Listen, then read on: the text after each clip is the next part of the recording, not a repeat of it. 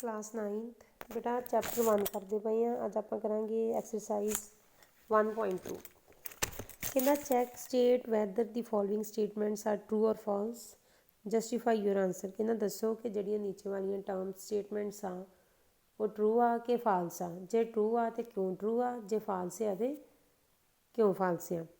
Every irrational number is a real number. First आ कहना जिन्ने भी इररैशनल नंबर आ वो की होंगे आ रियल नंबर। बेटा रियल नंबर की होंगे आ both rational and irrational numbers are called केड़े number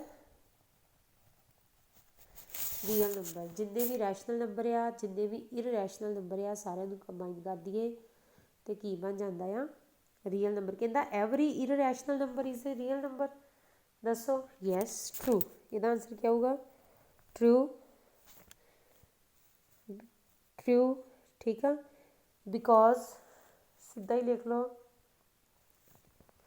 every because true because every real number contains both rational and irrational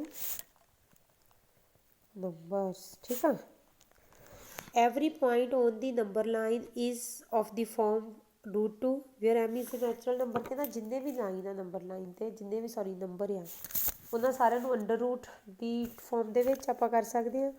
इसका आंसर आ फाल्स। क्यों क्योंकि वेखो बेटा नंबर लाइन साढ़े को ये होंगी आ नैगेटिव भी सारिया टर्म्स तो पॉजिटिव वालिया भी सारिया टर्म्स। हुण स्केयर रूट कि निकलते हैं 1 का स्केयर रूट 1 4 का स्केयर रूट 2 9 का स्केयर रूट 3 16 का square root 4 up to so on. ठीक है ये आ साडे कोल वो वाली रकमां जिन्होंने असीं उहदे ते लिख सकते हैं। क्लीयर जी। पर ਜਿਹੜੇ ਬਾਕੀ ਦੇ ਨੰਬਰ ਆ ਜਿੱਦਾਂ 2 ਆ 4 ਆ 6 ਆ 5 ਆ ਇਹਨਾਂ ਨੂੰ ਆਪਾਂ ਨਹੀਂ ਅੰਡਰ ਰੂਟ ਦੀ ਫਾਰਮ 'ਚ ਲਿਖ ਸਕਦੇ ਸਿੱਧਾ ਹੀ नहीं ना लिख सकते स्केयर रूट तो मगरों अपने को की बन जे नैचुरल नंबर। इसका आंसर क्या आऊगा फाल्स बिकॉज आ लिखना है -3 -2 -1 0 1 2 3 4 ये सारे की आ real number are real numbers. ठीक है ओन नंबर लाइन ये सारे नंबर लाइन के उत्ते रियल नंबर आ बट पर are not the square root of any natural number. ठीक है क्योंकि सिर्फ आ वाले नंबर का स्केयर रूट होंगे बाकियों का प्रॉपर स्केयर रूट नहीं होंगे। थर्ड है जी every real number is an irrational number. कहता जिन्ने भी साढ़े कोल रियल नंबर आ वो सारे इररैशनल नंबर आ। बेटा ये भी की आ फाल्स। क्यों फाल्स आ बिकॉज ऑल दी रैशनल तो इररैशनल नंबरस की होंगे आहो लिख लियो बिकॉज बोथ रैशनल तो इररैशनल नंबर की होंगे आ रियल नंबर पर सारे जड़े आ इररैशनल नंबर आ वो रियल नंबर नहीं होंगे। ये सेम लाइन लिखनी है both rational and irrational numbers are real number. अगर लिखोगे all irrational numbers are not all real numbers are not irrational numbers. Are the square root of all positive integers irrational if not give an example of the square root of a number is not rational. कहता जिन्ने भी square root आ number नंबरों के दस दो सारे irrational होंगे आ। दसो जे होंगे आ तो क्यों जे नहीं होंगे तो क्यों नहीं। मैं लिखती पई नो क्यों नो स्केयर रूट ऑफ की आऊगा बेटा square root of all positive integers are not irrational. For example आ दे दो सारी एग्जाम्पल, आ सारी तो लिखनी फॉर एग्जाम्पल √1 1 4 9 16, ठीक है। एक ही आ की लिखोगे 4 9 16 25 आर पॉजिटिव इंटीजर्स, ठीक है, एंड देयर स्केयर रूट, आ सारे स्केयर रूट लिख देने इन्हों के are and there square roots are किहड़े नंबर आ बेटा जी, रैशनल नंबर्स, ठीक है। हाँ जी, अगे जिहड़ा कहंदा कि show how √5 can be represented on A number line, बेटा ये वाला क्वेश्चन ना इस बार कटिया गया आ, ये नहीं करना, ठीक है, ये आप पेपर च नहीं करना। अगे आ गई 1.3 एक्सरसाइज। 1.3 एक्सरसाइज करने तो पहला असी की करांगे, एक ना डेफिनेशन आ अपने को अगे आ, हाँ आ देखो अगे मैं तुहानू रैशनल ते इररैशनल नंबर दी डेफिनेशनस करवाइयां आ। हुण पेज नंबर 12 ते इहदी सैकेंड डेफिनेशन आ, कहंदा the decimal expansion of a rational number is either terminating, कहंदा जिहड़ा रैशनल नंबर आ जदों उहनूं डेसीमल च लिखांगे जां ते ओह टर्मीनेट हो जाएगा, मतलब जिद्दां 0.25 आंसर आ गया, अगे कुछ नहीं है, मतलब रिमाइंडर नहीं कोई बचदा पिया, जां ते टर्मीनेटिंग होऊगा जां non terminating recurring, non terminate होगा पर रिपीट होगा, जिदा 0.777777 अप टू सोन आप लिखते ना 0.7 बार, ये की है साडे कोल बेटा रैशनल नंबर, ये किहड़े नंबर आ रैशनल नंबर।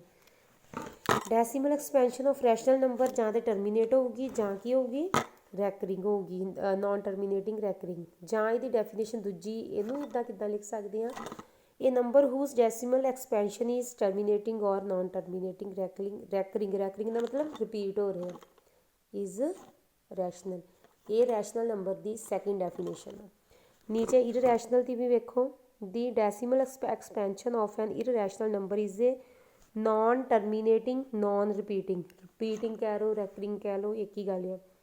इररैशनल नंबर की जिहड़ी आ ना तो टर्मीनेट होंदे आ ते ना ही रिपीट होंदे आ, जिवें मान लो 0.101010001000 ना तो कोई टर्मीनेट होने रकम तो ना ही रिपीट हो रहा, पहले 1 0 ही फिर 2 0 हो गई फिर 3 हो गई फिर 4 हो गई, ये नंबर की आ गए बेटा इररैशनल, जिवें √2 आ, ठीक है, ये सारे की है √3 आ √5 आ, इन्हां दियां जिहड़ियां वैल्यूज़ आ नॉन रिपीटिंग आ, सॉरी नॉन टर्मीनेटिंग आ ते नॉन रिपीटिंग आ, इन्हां नूं बोलदे आपां इररैशनल नंबर। बेटा दो डेफिनेशनस आ, चंगे तरीके नाल इन्हां नूं तुसीं करना है। देखो 1.3 write the following in decimal form ते से what kind of decimal expansion है। पहला वेखो 36/100 फर्स्ट द फर्स्ट सम, कहंदा किहड़ी काइंड आ डेसीमल एक्सपेंशन दी दसो, फिर इहनूं डेसीमल दी फॉर्म च लिखो। बेटा जदों भी असीं डिवाइड करदे उपर वाली रकम नूं विच रखदे हां ते नीचे वाली नूं नीचे, 0.03 ना गया 300 डिवाइड करनी आउंदी है ना, 6 ना गया 600 नीचे खत्म हो गया। जदों इहदा फिर आंसर मैं लिखूँगी डेसीमल एक्सपेंशन इज़ टर्मीनेटिंग, मान लो नीचे कोई अखर आ जाता है पर रिपीट नहीं हो रहा उत्ते आंसर, उन्होंने की लिखोगे नॉन टर्मीनेटिंग, ठीक है। जे रिपीट होंदा होवे ते थल्ले भी 0 ना आंदा होवे, उन्होंने की लिखोगे नॉन टर्मीनेटिंग रिपीटिंग, ठीक है। अगे सैकेंड क्वेश्चन कहता वी नो दैट 1/7 की वैल्यू आ 1/7 आ 0.142857 बार, कहता can you product the decimal expansion 2/3 7 असली च कहता डिवाइड नहीं करना तो आंसर फाइंड करो 2/7 का।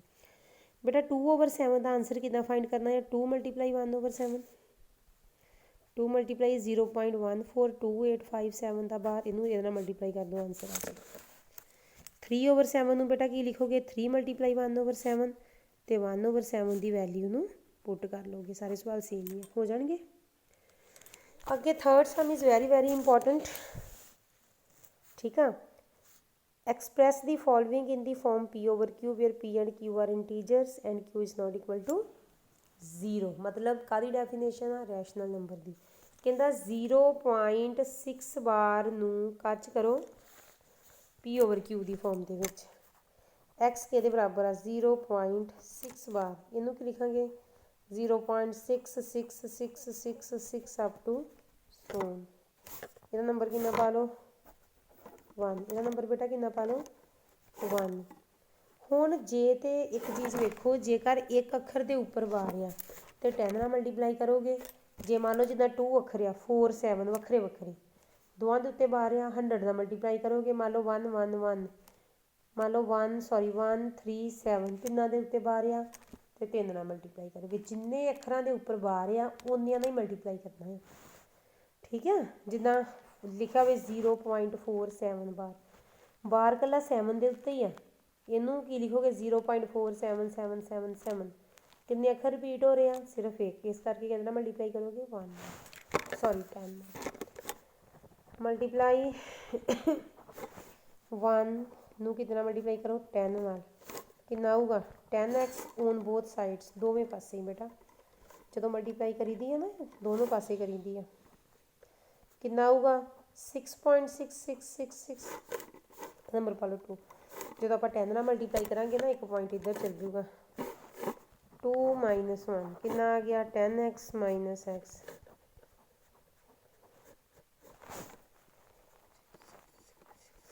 ठीक है।